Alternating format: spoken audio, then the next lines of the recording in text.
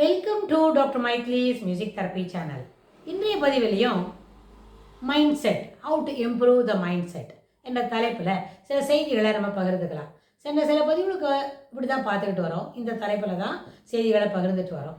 முதல்ல மைண்ட் செட்டுன்னு வரும்பொழுது எப்பவுமே சிலவங்களுக்கு ஒரு தவறான கண்ணோட்டங்கள் இருக்கும்.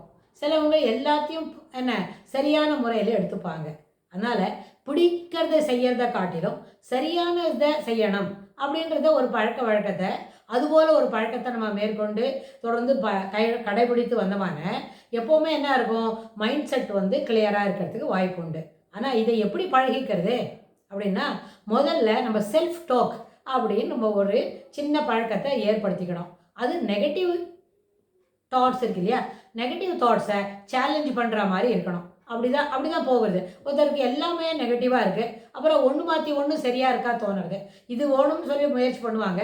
அந்த முயற்சி கிடைக்கிறதுக்குள்ளே வேறு இன்னொன்று மேலே டைவர்ஷன் ஆகிடும். அது மேலே அங்கே போய் பார்ப்பாங்க, அது கிடைக்குமான்னு பார்ப்பாங்க. அது கிடைக்கிறதுக்கு எந்த முயற்சியான ட்ரை பண்ணி யாரையான ஆளை பிடிச்சி கற்கலாமா, இல்லை நம்மளே முயற்சி பண்ணலாமா, அப்படி ஏதோ ட்ரை பண்ணும்போது they will get diverted to some other new things, some other better things அப்படின்னு சொல்லி போவாங்க.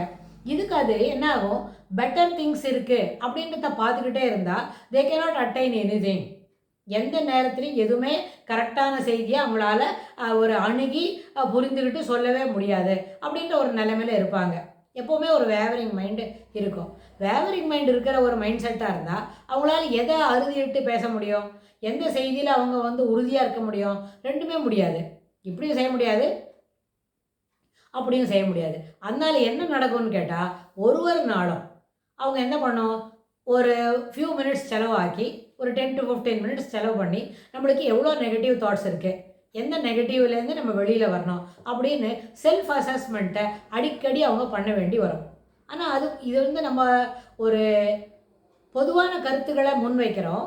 ஆனால் அதுபோல் நெகட்டிவ் தாட்ஸ் இருந்து அவங்களுக்கு அவங்களோட மைண்ட் செட் எப்போவுமே ஒரு கம்பேரிசனில் அப்புறம் வேவரிங் மைண்டே இருக்குதுன்னு சொன்னால், அவங்க முதல் ஒரு சிட்டிங்லேயே உட்காந்து நம்ம இதை சொல்லி கொடுத்த உடனே ஓகே ரைட்டு நாளையிலேருந்து இப்படியே பண்ணுறேன் அப்படின்னு அவங்க அப்படி சட்டெல்லாம் என்ன பண்ண மாட்டாங்க, சொல்லறதுக்கு ஒத்துக்கவே மாட்டாங்க.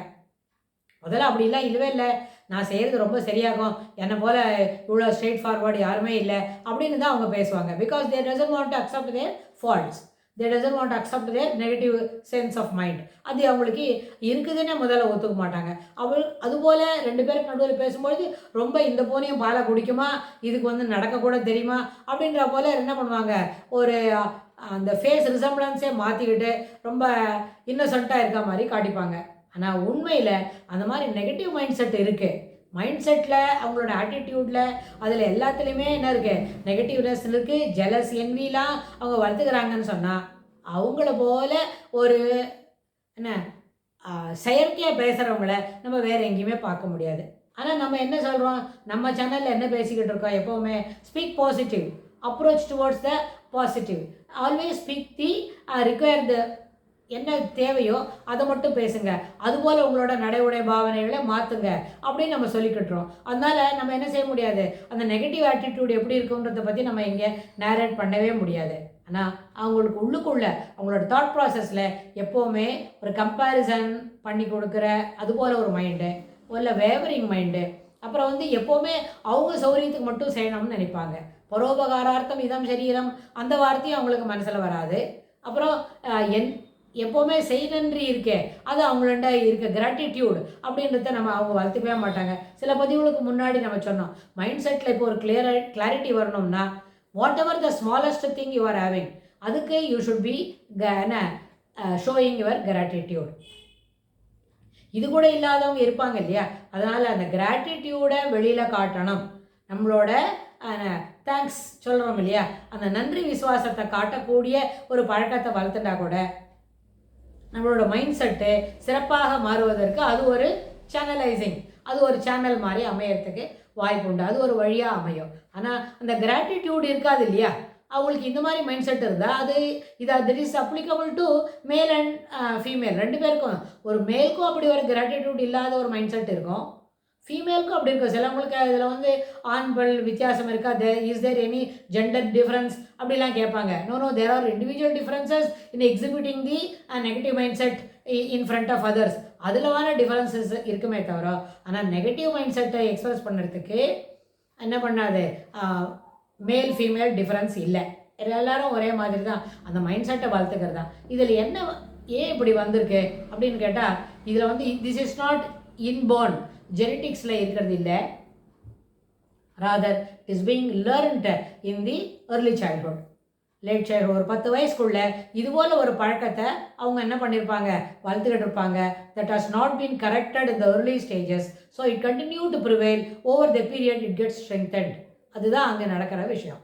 ஆனால் நம்ம செய்கிறது தவறு, நம்மளை எல்லாரும் தவறாக நினைப்பாங்கன்ற அந்த ஒரு எண்ண ஓட்டம் கூட அவங்களுக்கு இருக்குமா இருக்கும். ஆனால் அதுலேருந்து வெளியில் வர்றதுக்கு அவங்களுக்கு மனம் இல்லாமல் இருக்கும்.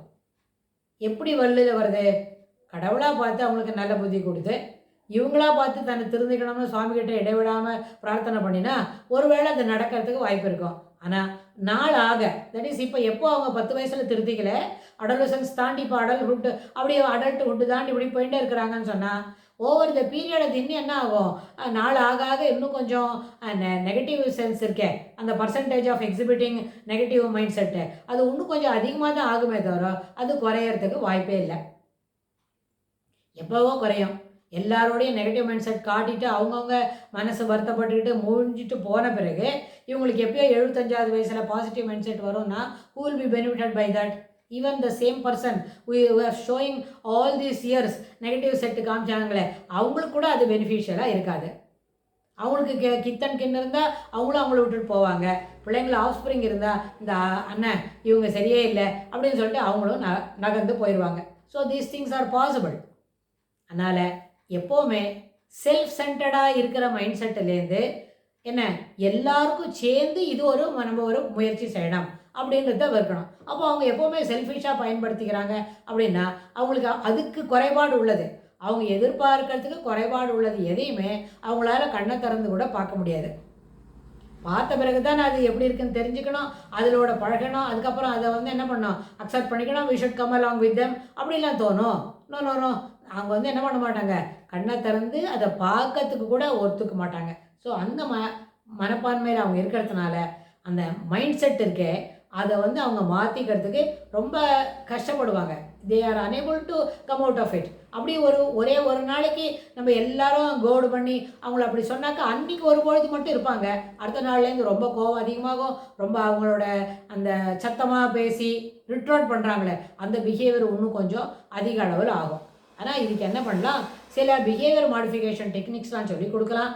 சில பிஹேவியர் மாடிஃபிகேஷன்ஸ்லேருந்து அவங்களுக்கு என்ன பண்ண முடியும், இதெல்லாம் நடக்கும் அப்படின்னு சொல்லி எடுத்து சொல்லி புரிய வைக்கலாம். ஆனால் இதெல்லாம் ஹெர்குலியன் டாஸ்க். எப்படி ரொம்ப சிரமம். முதல்ல அவங்க இந்த மாதிரி செஷனுக்கு எடுத்து சொல்லி காது கொடுத்து வாங்குறதுக்கே வரமாட்டாங்க. நம்ம தான் முன்னாடி சென்டென்ஸ்லேயே சொன்னோமே, கண்ணை திறந்தே பார்க்க மாட்டாங்கன்னு. கண்ணை திறந்து பார்த்த பிறகு தானே அவங்க நம்மக்கிட்ட வந்து உட்காந்து அரை மணி பேசினா அவங்கள நம்ம என்ன கன்வின்ஸ் பண்ண முடியும். ஸோ நெகட்டிவ் மைண்ட் செட்லேருந்து வெளியில் வரணும்னு சொன்னால் first you should be ready to come out of this. அப்புறம் வந்து இதுவே சௌரியமாக இருக்குதுன்னு நினைக்கிறத காட்டிலும் there are other perspectives available in the society, thereby we can express our self better அப்படின்ற ஒரு மைண்ட் செட்டும் அவங்களுக்கு வளர்த்துக்கிறதுக்கு பெரியவங்களாம் சேர்ந்து கைட் பண்ணுறது ரொம்ப அத்தியாவசியம்னு சொல்லி இந்த பதிவை நம்ம நிறைவு செய்கிறோம். இதுக்கு தொடர்புடைய செய்திகளை வரப்போகிற பகுதிகளிலும் பார்க்கலாம். தேங்க்ஸ் ஃபார் வாட்சிங்.